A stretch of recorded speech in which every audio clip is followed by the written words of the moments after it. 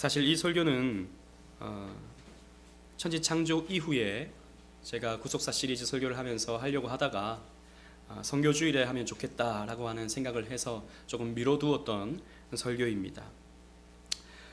성경을 구속사적으로 해석하는 데 있어서 아주 중요한 키가 있다면 그것은 바로 성전, 성막, 그리고 성소라고 할 수 있겠습니다. 사실 성소라는 말이 거룩한 장소이고 그 성소에 성막이 있었고 또 성전이 있었기 때문에 성소나 성막이나 성전이나 같은 의미로 우리는 받아낼 수 있는 것이죠. 성전은 구약 성경에서 나타나는 하나님을 예배하는, 하나님께 제사를 드리는 그런 공간이지만 단순한 제사 공간만은 아닙니다. 성경은 이 성전을 점진적인 계시의 과정을 통해 구약에서는 성막을 통해 또 성전을 통해, 솔로몬 시대에는 성전을 통해 나타나지만 이것이 신약 시대에 와서는 예수 그리스도로 성막과 성전의 의미가 성취되는 것을 발견해낼 수 있습니다. 그리고 예수님은 이 땅에 자신의 영, 그리스도의 영을 보내주심으로 말미암아 자신의 몸을 새롭게 세우시죠. 그것이 무엇입니까? 교회인 것입니다. 그래서 성막과 성전 그리고 예수 그리스도 교회는 성경에서 일관적으로 흘러가고 있는 구속사의 맥이라고 할 수 있겠습니다. 하나님은 성막을 통해서, 성전을 통해서 임재해 주시고 이스라엘 백성들, 하나님의 언약 백성들을 만나 주시는 것이죠. 그래서 성막을 다른 말로 회막이라고 부르는 것입니다. 회막이라는 말은 만날 회자, 만나는 막, 만나는 텐트인 것이죠. 그래서 성소, 이 성소 안에 성막이 있고 성막 안에 지성소가 있는데 지성소 안에 있는 법궤 위에 뚜껑이 있는데 그 법궤를 덮는 뚜껑이 있는데 그 뚜껑을 속죄소라고 말합니다. 왜냐하면 1년에 한 번 대제사장은 그 속죄소의 희생제물의 피를 부음으로 말미암아 하나님은 이스라엘 백성들의 죄를 용서해 주시는 것이거든요. 그래서 그 뚜껑을 속죄소 혹은 시은소, 은혜가 베풀어지는 자리라고 해서 시은소 혹은 시은좌라고 말하기도 합니다. 은혜가 베풀어지는 자리라는 뜻으로. 그런데 레위기 16장 2절 말씀은 어떻게 이 말씀을 표현하고 있는지 우리 다 같이 한번 읽어보도록 하겠습니다. 시작. 여호와께서 모세에게 이르시되 내 형 아론에게 이르라. 성소의 휘장 안 법궤 위 속죄소 앞에 아무 때나 들어오지 말라. 그리하여 죽지 않도록 하라. 이는 내가 구름 가운데서 속죄소 위에 나타남이니라. 아멘. 자, 하나님이 속죄소 위에 나타나신다 라고 성경은 기록하고 있습니다. 실제로 하나님은 그 속죄소 위에 임재해 주셔서 이스라엘 백성들을 만나 주셨던 것이죠. 그래서 이스라엘 백성들은 그 속죄소를 어떻게 표현했냐 하면 하나님이 내려오시는 곳이기 때문에 그것을 의인화하여, 하나님은 사람이 아니시지만 의인화하여 하나님의 발판이 속죄소다라고 생각했습니다. 그래서 시편의 기자는 이렇게 노래하고 있는 것이죠. 우리 주보에 있습니다. 시편 132편 7절 말씀을 다 같이 읽어보겠습니다. 시작. 우리가 그의 계신 곳으로 들어가서 그의 발등상 앞에서 엎드려 예배하리로다. 아멘. 우리가 그의 계신 곳으로 들어가서, 즉 성막 안으로 들어가서 그의 발등상 앞에서 예배하리로다 라고 그랬거든요. 이 발등상이 뭐냐면 속죄소인 것입니다. 하나님이 이렇게 내려오실 때 발을 디딛는 발판, 발등상, 그 앞에서 우리는 예배한다. 그곳에서 우리는 하나님을 만난다 라고 생각했던 것이죠. 그런데 아까 우리가 읽었던 이사야 66장 1절 말씀에는 무엇이라고 기록하고 있습니까? 온 땅이 하나님의 발판이다. 하늘은 하나님의 보좌다. 즉 여러분, 이 세상의 어느 곳에서든지 하늘을 볼 수 있습니다. 지구는 둥그니까. 그죠? 대한민국에서도 볼 수 있고요. 아프리카에서도 볼 수 있고 남미에서도 볼 수 있고 어디에서나 하늘을 볼 수 있는 것이죠. 그것은 무엇을 의미하냐면 하나님의 보좌, 어디에서나 하나님의 통치를 받는다라고 하는 의미가 그 속에 담겨져 있는 거예요. 근데 온 땅이 하나님의 발판이다라는 말은 무슨 말이냐면 온 땅이 하나님이 내려오시는 장소이다라는 것이죠. 이스라엘 백성들은 그 시은소, 속주의 소가 하나님의 발판이라고 생각했지만 하나님은 이사야 시대 때 어떤 말씀을 주셨냐면 그 성막 안에 갇혀있는 내가 아니다. 그 성전 안에 갇혀있는 내가 아니다. 온 하늘이 나의 보좌이고 온 땅이 내가 내려올 수 있는 성소, 그 속주의 소, 그 성막, 그 성전이다 라고 말씀하고 있는 것이죠. 그래서 오늘은 제목과 같이 온 땅이 주의 성전이 되게 하는 것이 우리 하나님의 뜻이다 라고 하는 것을 성경의 큰 그림을 통해서 살펴보고자 합니다. 그래서 우리가 받은 사명은 뭐냐면 온 땅이 주의 성전이 되게 하는 사명을 이 시대의 교회가 받게 된 것이다 라는 것이죠. 오늘의 설교 형식은 평소와는 조금 다릅니다.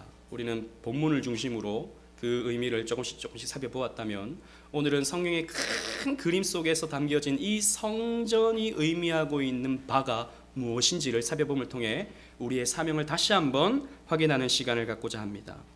첫 번째로 천지 창조와 성막의 건축 과정을 보면 굉장히 흡사한 것을 우리는 살펴볼 수 있습니다. 앞에서도 살펴보았듯이 이 세상은 하나님의 발등상, 이 세상은 하나님의 발판이다라는 것이죠. 그렇기 때문에 이 세상 전체가 하나님이 임재하시는 거룩한 성소, 성전이 되는 것입니다. 그러므로 성경에서 보면요, 이 세상을 만들 때의 모습과 성막을 만들 때의 모습을 비교해 보면 굉장히 흡사하다는 것을 우리는 살펴볼 수 있습니다. 그 내용이 병행한다는 것을 볼 수 있는 것이죠. 여러분 주보에 있는 표를 한번 보십시오. 하나님이 이 세상을 만드실 때 첫째 날에 무엇을 만드셨습니까? 빛을 만드셨죠. 빛을 만드셨는데 그 빛을 만드시기 위해서 하나님은요, 하늘을 휘장같이 치셨다라고 시편에 기록되고 있습니다. 성막도 마찬가지로 회막이라고 그랬죠. 커튼을 치신 것입니다. 그 커튼을 하늘에 덮으신 것입니다. 그리고 둘째 날을 보십시오. 하나님은 둘째 날에 하늘을 만드셨습니다. 성막도 마찬가지로 성막 휘장을 덮어서 하늘에 보이게 했던 것이죠. 셋째 날을 보십시오. 하나님은 바다를 만드셨습니다. 마찬가지로 성막은 노수로 만든 물두멍을 만들었습니다. 물두멍을 성전 시대에는 무엇이라고 부릅니까? 놋바다라고 부르죠. 물을 많이 담았기 때문에 놋바다라고 부르는 것입니다. 바다를 성막에도 만든 것입니다. 넷째 날에 하나님은 광명체들을 만드셨습니다. 해와 달과 별들을 만드셨습니다. 성막도 마찬가지로 반짝반짝 빛나는 등잔대를 만들어 놓으셨습니다. 그리고 다섯째 날에는 하나님이 새들을 만드셨죠. 성막에는 날개가 달린 그룹들을 수놓고 조각하여 만들어 놓았습니다. 날아다닐 수 있는 존재들. 그리고 여섯째 날에는 하나님이 사람을 창조하시고 천지 만물을 다 이루셨습니다. 마찬가지로 성막에는요, 그 성막을 섬길 수 있는 대제사장 아론을 세우고요, 성막 역사를 다 마쳤습니다. 다 마치게 되었을 때 하나님은 일곱째 날에 복되게 하셨죠. 축복하셨죠. 그리고 창조를 마치셨습니다. 마찬가지로 성막에도요, 성막 건축이 다 마치고 난 이후에 모세의 축복이 있습니다. 그리고 성막 건축을 마치게 되었습니다. 이것이 우리에게 무엇을 말씀하고 있냐면 하나님은 이 세상을 만드실 때 거대한 성막, 거대한 성전으로 만드셨다라는 것이죠. 그래서 우리는 온 이 지구에서, 온 땅에서 하나님을 예배하도록 부르심을 받았다라는 것입니다. 그래서 하박국 선지자는 이렇게 예언을 합니다. 하박국 2장 14절 말씀을 다 같이 한번 읽어보겠습니다. 시작. 이는 물이 바다를 덮음같이 여호와의 영광을 인정하는 것이 세상에 가득함이니라. 아멘. 하박국 선지자는 하나님이 주시는 영감 가운데 비전을 보았던 것입니다. 그 비전은 무엇이었습니까? 물이 바다를 덮음같이, 물이 온 세상을 덮음같이 하나님의 영광을 인정하는 것이 온 세계에 가득하게 될 것을 하박국 선지자는 하나님이 주시는 그 환상 가운데 보았던 것입니다. 여러분, 지성소와 에덴도 마찬가지입니다. 성막 안에 맨 깊숙한 곳에는 정육면체의 공간이 있습니다. 정육면체의 공간은 지성소라고 하는데 그곳에 무엇이 있습니까? 법궤가 있는 것이죠. 그곳은 아무나 들어갈 수가 없습니다. 오직 대제사장만 1년에 한 번 들어갈 수 있습니다. 그 지성소와 에덴 동산은 많이도 흡사합니다. 또 보십시오. 에덴과 이 지성소를 비교하는 표를 보시면 에덴의 출입구는 동쪽입니다. 그래서 아담과 하와가 쫓겨날 때 어느 쪽으로 쫓겨났다 그랬습니까? 동쪽으로 쫓겨났다 그랬습니다. 마찬가지로 성막과 성전의 입구는 동쪽입니다. 지성소의 입구도 동쪽이죠. 또 에덴 동산에는 나무가 있었습니다. 우리가 잘 아는 생명나무와 선악을 알게 하는 나무가 있었죠. 또 이 성소 안에도 마찬가지입니다. 성소 안에도 나무가 있습니다. 지성소 안으로 들어가기 위해서는 나무가 있습니다. 나무 모양의 등잔대가 있는 것이죠. 메노라라고 하는, 여러분 가끔씩 여러분들이 유대인들의 어떤 상징물 가운데 요렇게 돼서 되어 있는 등잔대를 보신 적이 있을지 모르겠습니다. 그걸 메노라라고 하는 것인데, 그 메노라가 바로 이 성소 안에 있는 것이죠. 나무가 있는 것입니다. 그리고 제사장이 있습니다. 에덴에는 아담이라고 하는 제사장이 있었습니다. 그래서 이 에덴을 경작하여 지켰다라고 그랬는데, 이 지키다라고 하는 표현이 어떤 표현이냐 하면 이 신명기에 가보면요, 제사장이 사용하는 단어입니다. 성소를 지키다에 해당하는 단어가 아담에게도 그대로 사용되고 있는 것이죠. 마찬가지로 성소도 제사장이 제사하며 지키는 장소입니다. 또 에덴 동산에는 보석들이 있었습니다. 금도 있었고요, 호마노 같은 보석들이 있었습니다. 성소도 마찬가지로 금으로 그런 장식품들을 만들었기 때문에 메노라가 밝게 빛나게 되면 반짝반짝 빛나는 장소가 바로 성소였습니다. 또 에덴에는 그룹이 있었습니다. 그룹들이 불칼 화용검으로 이 에덴 동산을 지키고 있었죠. 마찬가지로 지성소에 들어가기 위해서는요, 커튼이 쳐져 있는데, 굵은 커튼이 쳐져 있는데, 그 커튼은 이 그룹들의 형상을 한 모습들이 수놓아져 있습니다. 지성소 안으로 들어가기 위해서는 그 그룹들의 모양이 그려진 커튼을 뚫고 들어가야 되는 거거든요. 이렇게 지성소와 에덴 동산은요, 병행되고 있습니다. 이것이 또 우리에게 무엇을 가르쳐 주냐 하면, 에덴은 이 세상 가운데 하나님이 택하신 지성소였다라고 하는 것을 우리에게 가르쳐 줍니다. 하나님은 그 에덴 동산에 임재해 주셔서 아담을 만나 주셨고, 아담과 교제함으로 말미암아 아담에게 복을 주시고, 아담은 하나님으로 말미암아 행복할 수 있는 그러한 삶을 살게 하셨던 것이죠. 그런데 또 성경에서 보면요, 이 지성소로부터, 이 성소로부터 생명의 강이 흘러가는 장면들이 계속해서 연거푸 나타나는 것을 우리는 볼 수 있습니다. 우리 창세기 2장 10절 말씀을, 주보에 있는 말씀 다 같이 한번 읽어보도록 하겠습니다. 시작. 강이 에덴에서 흘러나와 동산을 적시고 거기에서부터 갈라져 내 근원이 되었으니 아멘. 자, 보십시오. 에덴에서부터, 이 지성소에서 무엇이 흘러나오고 있습니까? 강이 흘러나오고 있습니다. 강이 흘러져 나온다는 말은 무슨 말입니까? 강이 있어야 생명이 살거든요. 강 주변에 나무가 자라고, 강 주변에 풀이 자라고, 풀이 있고 나무가 있어야 동물들이 생겨나고, 그 강물에서 흘러나오는 물을 마시면서 생물들이 살 수 있게 되는 것입니다. 여러분, 이 지성소에서 흘러나오는 이 생수는 풍성한 생명을 상징하는 것입니다. 그래서 이 물이 동산을 적신 후에 만국으로 흘러가게 되어서 온 세상이 그 물로 말미암아 생명을 얻게 된다라고 하는 상징적 의미가 그 속에 담겨져 있는 것이죠.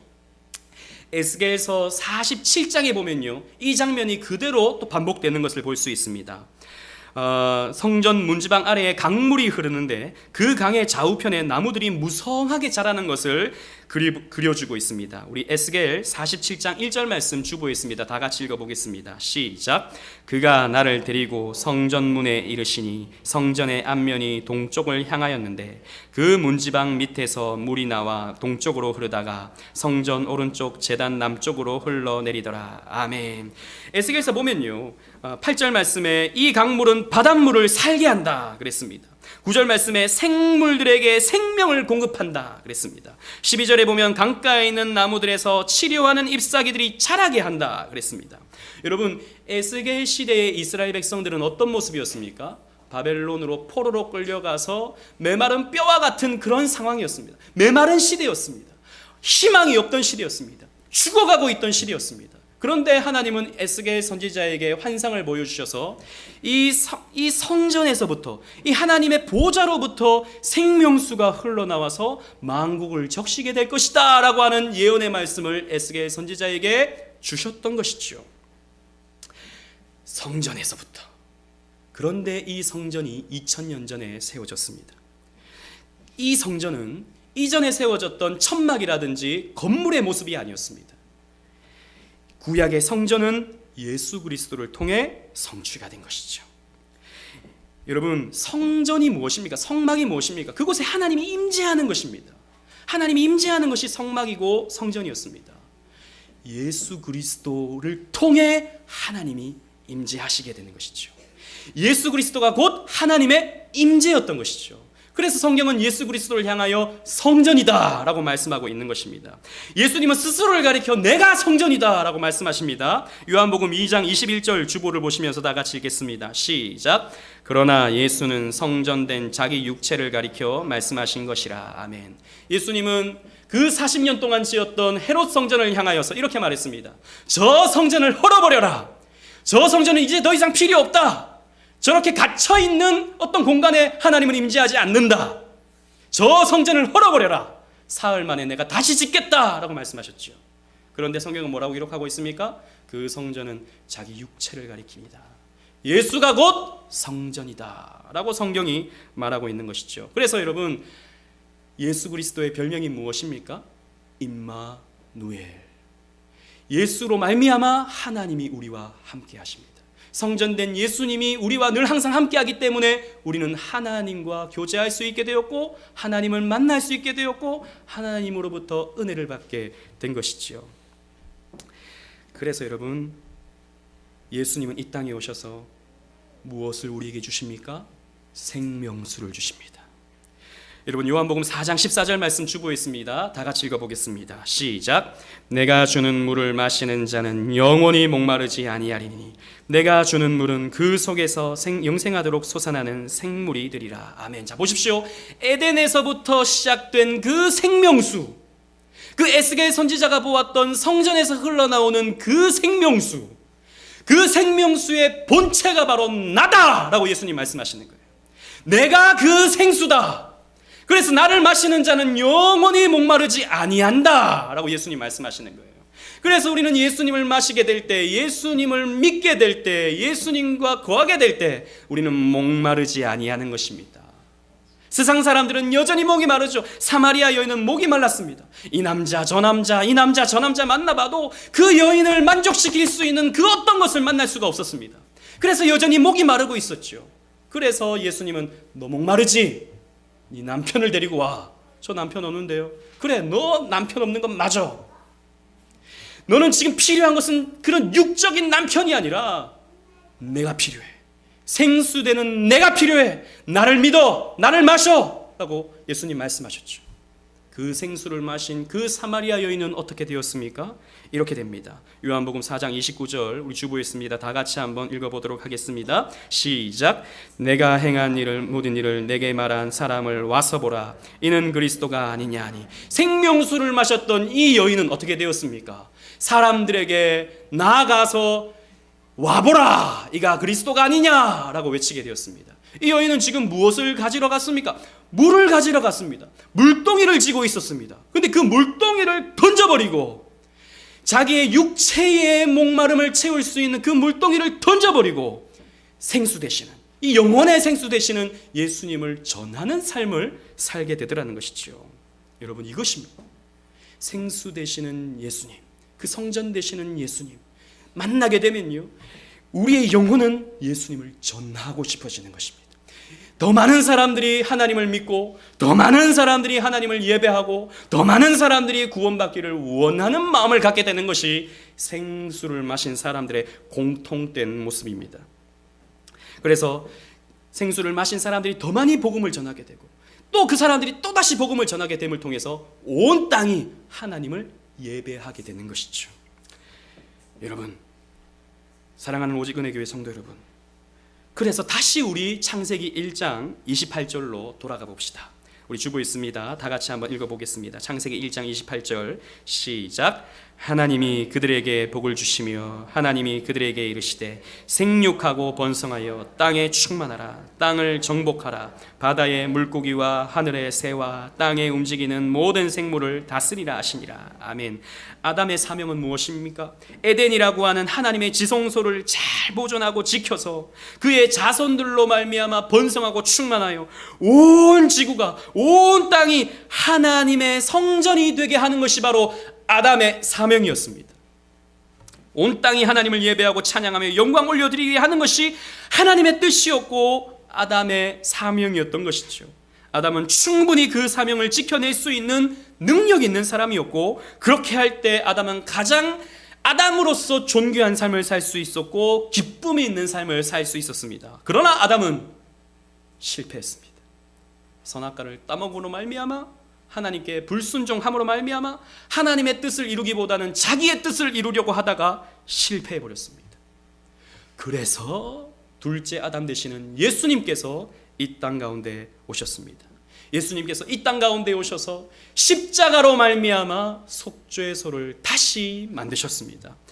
그 속죄소되는 그 십자가로 말미암아 우리의 구원이 이루어지고 하나님과의 교제가 이루어지고 그 십자가의 공로를 통해서 성령 하나님을 보내어 주셔서 이 땅 가운데 교회를 세워 주신 것이죠.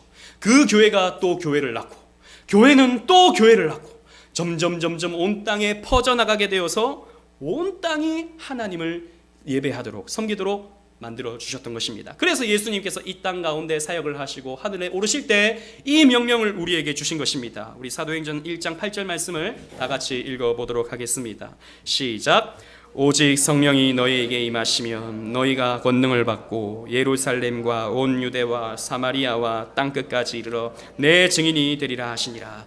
너희가 성령 받으면 권능을 받고 예루살렘과 온 유대와 사마리아와 땅끝까지 이르러 무엇이 되라? 내 증인이 되라 라고 말씀하셨던 것이죠. 그래서 여러분, 교회의 사명은 땅끝까지 이르러 복음 증거하는 것이 바로 교회의 사명입니다. 여러분, 교회는요 그냥 우리끼리 모여가지고 밥 먹으면서 떡 나누면서 맛있는 거 먹으면서 희낙낙하기 위해서 교회가 존재하는 것이 아닙니다. 물론 그거 중요합니다. 해야 됩니다. 그러나 거기에만 머무르면 안 됩니다. 내가 그냥 교회에 와서 예배드리고 찬송하고 그래 나는 구원받은 자이지, 나는 그래 하나님을 아는 자이지, 나는 천국 가는 자이지, 이것으로 만족하는 것이 여러분 교회가 아닙니다. 교회는 교회를 낳아야 됩니다.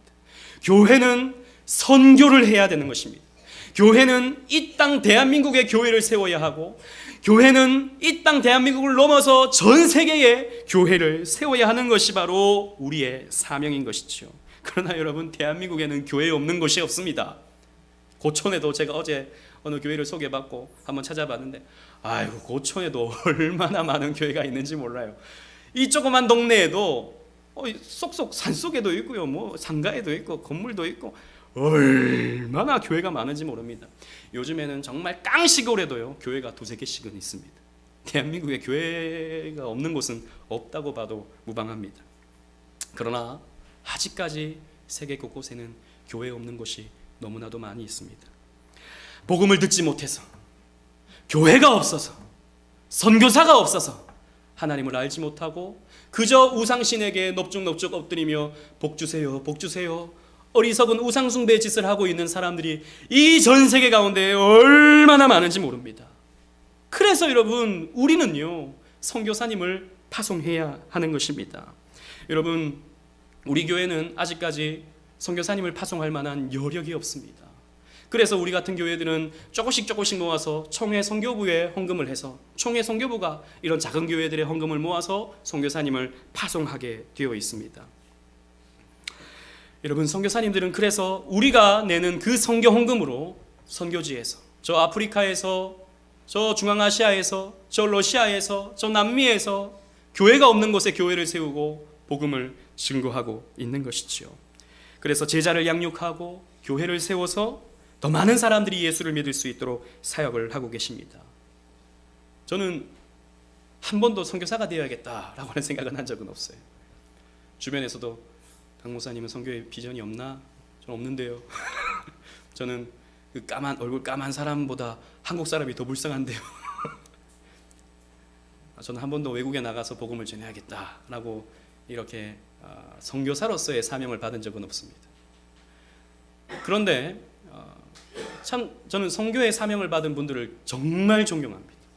아니, 이 땅에서 복음 전하는 것도 참 힘든데 저 말도 안 통하고 아무리 선교 언어 훈련을 받아도요, 그 사람들이 알아들을 수 있는 온전한 말로 설교하기란 거의 너무 어렵습니다. 거의 불가능합니다. 그래서 꼭 선교사님들은 이 한국인 통역사들을 통해서 혹은 고려인 통역사들을 통해서 복음을 전하시게 되는 것이죠. 너무 어려워요. 음식도 맞지 않고 또 자녀들 키울 수 있는 제대로 된 환경도 안 되고 이런 곳에서 복음을 전하는 것, 상상만 해도 참 힘든 일입니다.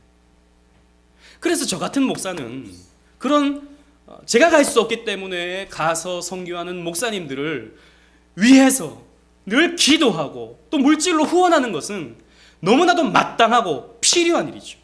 제가 가야 하는데 제가 가지 못하니까, 저는 다른 사명을 받았으니까 이 교회를 해야 되니까 저는 이 교회를 통해서 여러분들이 헌신하고 봉사하게 하여 결국에는 선교에 쓰임받게 하는 것이 저는 저의 사명이라고 생각하는 것입니다. 그래서 여러분, 우리는요 적은 정성이라도 선교사님을 위해서 힘을 보태는 것, 이것이 우리 교회가 짊어져야 할 사명인 것 같다라고 생각합니다. 그래서 우리 교회는 처음 개척할 때부터, 작년 3월 18일 처음 개척할 때부터 첫 달부터 우리가 낸 헌금 중에서 일부를 초계 선교부에 선교비로 헌금을 했습니다. 그리고 아직 아무런 여력이 없을 때도 하나님께서 우리 교회에게 넘치는 은혜를 주셔서 작년 말부터 아르헨티나와 미얀마에 적지만 그래도 선교사님들에게 적은 힘이라도 보태려고 애쓰고 있습니다. 제가 처음에는 선교사님들한테 한 달이 될지 2달이 될지 모르겠습니다. 중간에 안 가면 안 가는 줄 아십시오. 제가 이렇게 말씀을 드렸는데 하나님께서 은혜를 주셔서 작년 11월 달부터인가요? 한 번도 빠짐없이 매달마다 그래도 10만 원씩 20만 원씩 이렇게 조금 우리가 여유가 되면 20만 원, 좀 힘들면은 10만 원 이렇게 보내고 있습니다. 큰 힘이 되겠습니까만은 저는 그래도 그렇게 하는 것이 우리 교회가 사명이다라고 생각을 합니다. 저는 그래도 하나님이 그런 모습을 이쁘게 보셨다고 생각합니다.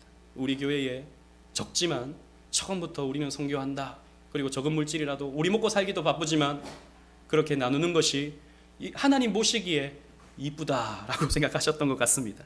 그래서 하나님께서 그래도 오늘 보십시오, 우리가 이렇게 이만큼 30-40명 모여서 예배할 수 있는 그런 교회로 하나님께서 또 축복해 주셨다고 저는 그렇게 믿습니다. 우리가 건물이 좋습니까? 우리가 대단한 사람들이 있습니까? 아무것도 없는, 사실 모일 수 없는 환경임에도 불구하고 하나님께서 이렇게 자리를 채울 수 있도록 만들어 주신 것은 우리 교회가 선교하려고 하는 교회이기 때문에 하나님께서 이런 복을 주셨다라고 생각합니다. 왜냐하면 제가 지금까지 보고 배웠던 수많은 교회들, 수많은 목회자들을 보면서 정말이지 먼저 그의 나라와 그의 의를 구하는 교회에게 하나님께서 복을 주시는 것을 저는 보았기 때문이죠. 여러분, 제가 몸담았던 경양교회도 마찬가지였고 상가교회였음에도 불구하고 선교사님을 파송하고 신학교를 먼저 짓고 또 선교사님들에게 힘이 되려고 했던 그 교회를 하나님께서 복 주시는 것을 제가 보면서, 또 원로 목사님 같은 경우에는 우리 교회는 선교하는 교회였기 때문에 하나님께서 이만큼 복을 주셨다라고 하는 것을 저는 여러 번 들었기 때문에 저는 보고 배운 대로 그렇게 선교에 헌신하고자 했던 것이죠. 그래서 저는 앞으로 꿈이 있습니다. 이러면 또 성도님들도 부담스러우시죠. 목사님이 꿈이 있으면 그거는 또 우리가 해야 되나? 저는 꿈이 있습니다. 뭐냐면 저희 교회가 앞으로 10년 안에 선교사님 한 사람을 파송하는 게 제 꿈입니다.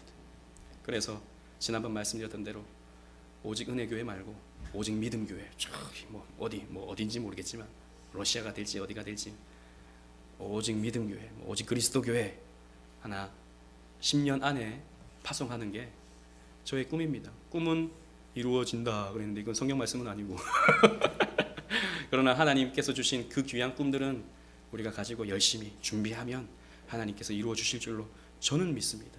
10년이 될 수도 있고 5년이 될 수도 있고 3년이 될 수도 있고 혹은 20년이 될 수도 있지만 저는 그렇게 기도하면서 준비하려고 합니다. 그래서 여러분, 저는 여러분들에게 부탁을 드리고 싶습니다. 오늘은 우리가 특별 연보를 드리지만 우리 교회는 뒤에 감사 11조 주일 헌금뿐만 아니라 선교 헌금 봉투도 있습니다. 여러분, 매달 적은 물질이라도 동참하실 수 있는 여러분들이 되시기를 바랍니다. 액수는 상관없습니다. 10,000원도 좋고 1,000원도 좋고, 여러분 얼마가 되든지 간에 매달마다 우리 선교사님들을 생각하면서 수고하시는 그 불모지에서 복음 전하시는 선교사님들을 기억하시면서 이렇게 선교에 동참해 주신다면 저는 하나님이 여러분들을 복 주신다라고 생각을 합니다. 그래서 그 헌금은 우리 교회를 위해서 한 푼도 쓰지 않고 전액 다 선교비로 보내려고 합니다. 여러분 다 이 선교의 일에 동참하시는 여러분들이 되시기를 바랍니다. 온 땅이 주님의 성전되게 하는 것이 우리의 사명입니다. 하나님께서 기뻐하시는 일입니다. 그것이 하나님의 비전입니다. 온 땅이, 전 세계가 하나님을 예배하는 그날을 이루시는 그 일을 위해서 쓰임받는 저와 여러분들 되시기를 주님 이름으로 축원합니다. 아멘.